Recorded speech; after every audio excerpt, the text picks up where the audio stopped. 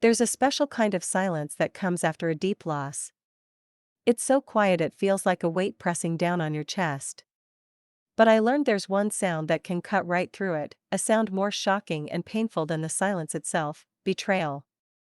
For me, that sound was my own mother's voice. She was on the other end of the phone, telling me that the funeral for my baby girl, my first and only child, just wasn't important enough for her to be there.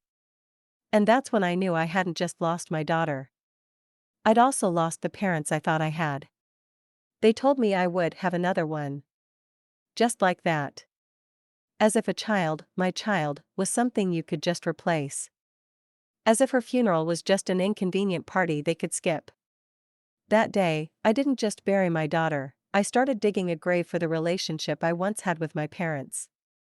This isn't a revenge story, not in the way you might think. It's a story about how I survived.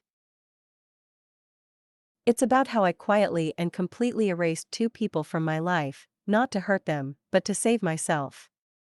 To really wrap your head around how a mother could say that to her grieving daughter, you have to understand the family I grew up in. There wasn't yelling or screaming or plates being thrown. It was a quieter, creeping kind of neglect. My older brother, Mark, was the son. My parents' world spun around him. He was the golden child. Every little thing he did was a reason to celebrate. A scraped knee was a family emergency. A C+ on his report card? Well, that just meant he was a misunderstood genius. But me? I was basically background scenery in their family movie. My straight A's got a quick, "That's nice, dear." Me getting the lead in the school play was a problem because it clashed with Mark's soccer practice. I learned really young to just shrink myself. To make my needs smaller and my wins quieter, all to keep the peace. You learn to swallow your feelings because you know they'll just be ignored. I ended up believing the lie that my needs, my feelings, my whole existence, just came second. So when my husband, David, and I told them we were pregnant after trying for years, their reaction was lukewarm.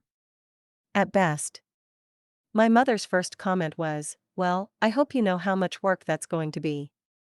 See, Mark had already given them two grandsons. So my baby, a girl, felt like an afterthought to them before she was even born. Her name was Lily. She was perfect. She had my husband's eyes and this tiny, fierce grip that would hold my finger for hours.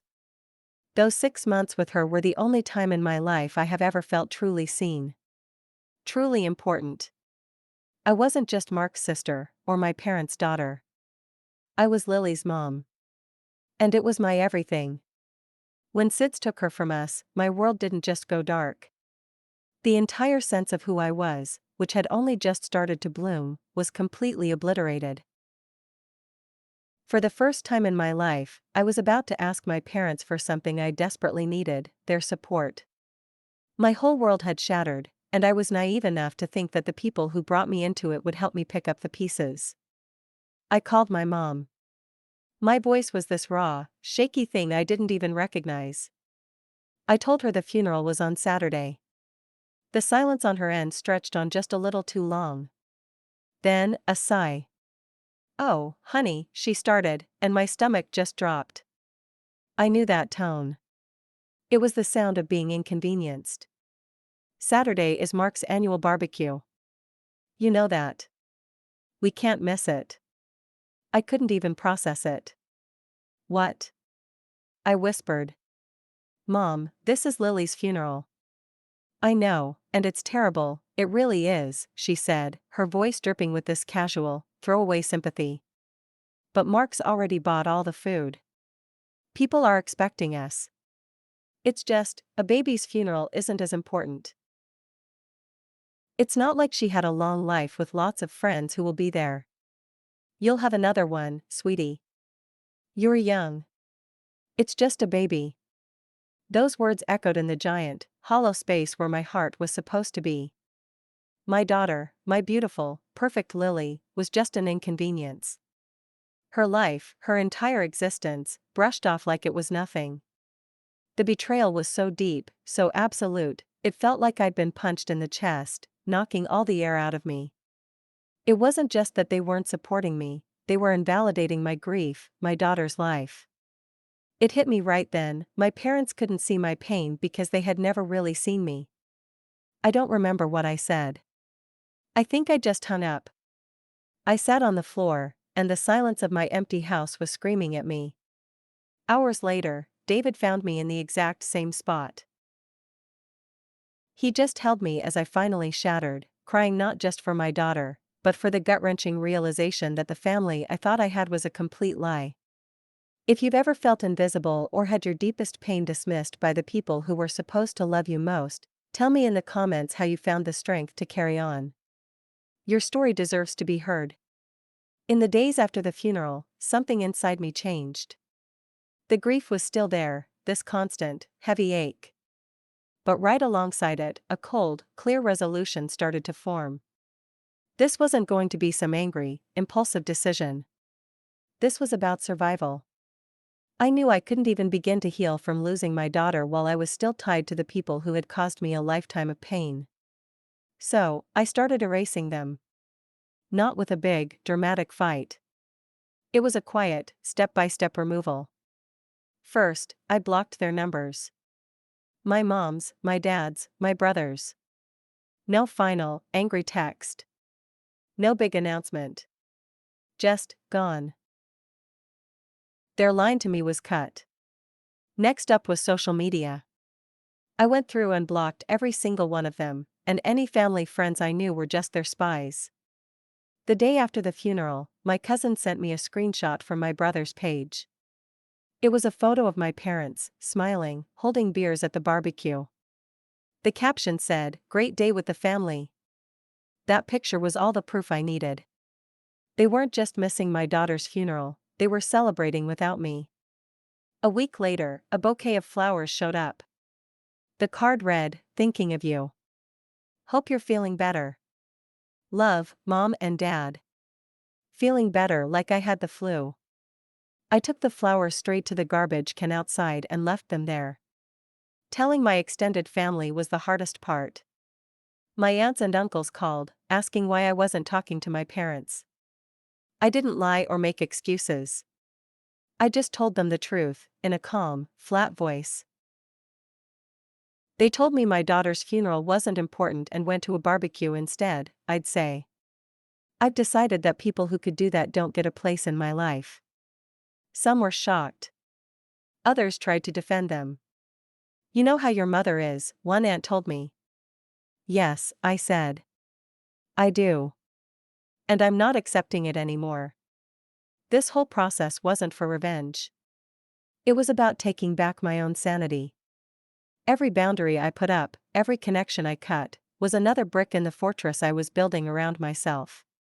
It was a space where I could finally grieve my daughter in peace, without the poison of their neglect. Those first few months were a weird mix of overwhelming sadness and surprising peace. I missed Lily every second of every day, but I wasn't mourning the family I wished I had anymore. That constant, low-grade anxiety that had been buzzing in the background of my life was suddenly gone. I wasn't checking my phone with a pit in my stomach, waiting for the next dismissive comment. The silence from them was healing. Of course, my parents didn't just fade away. After weeks of their calls going straight to voicemail, they showed up at our house. David answered the door.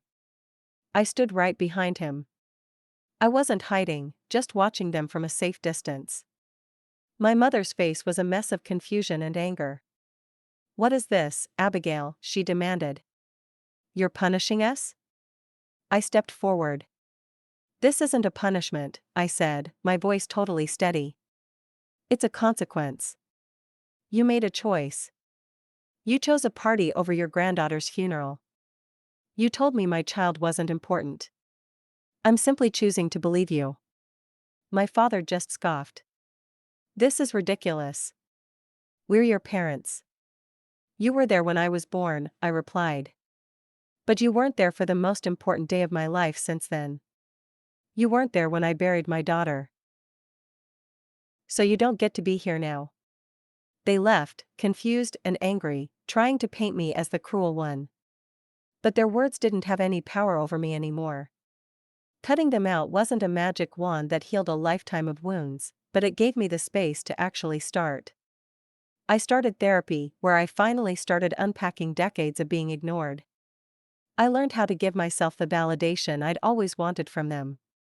I found my real family in David, in my in-laws who held my hands at the gravesite, and in a support group for grieving parents who understood my pain without a single question. It's been 3 years. I haven't spoken to my parents or my brother since that day on my doorstep. I've learned that healing from family betrayal is a long road. For me, it isn't about forgiveness. It's about acceptance.